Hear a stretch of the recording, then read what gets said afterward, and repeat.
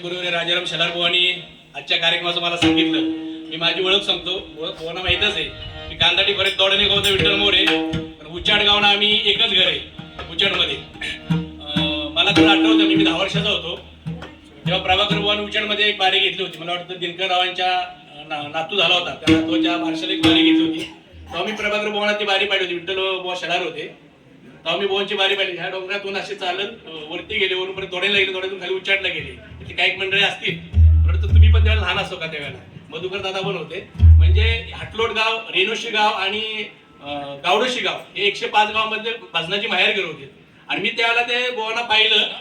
नंतर मी शेलार भाऊने शिकलो, पण मलाही वाटायचं की प्रभाकर भाऊंना आता शिकाय भेटेल का, कसं काय.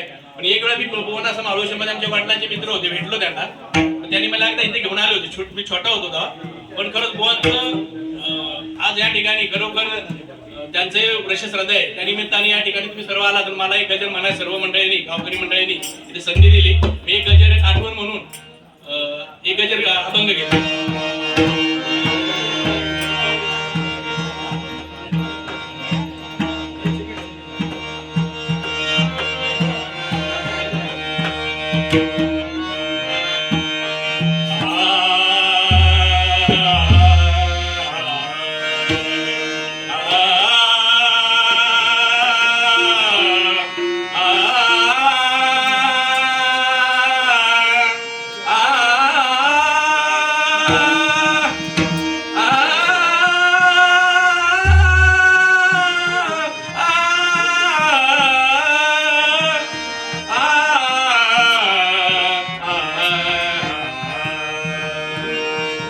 मी पण एकटा थोडे असल्यामुळे काही सराव नाही, कारण आमचा आनंद भाऊ तो मुंबईमध्ये भजन करतो. पण आपण कधीतरी असं दुःखा सुखामध्ये एखादा आपण घेतो.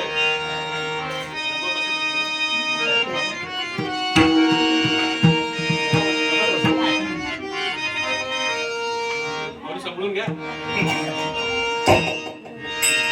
सोडून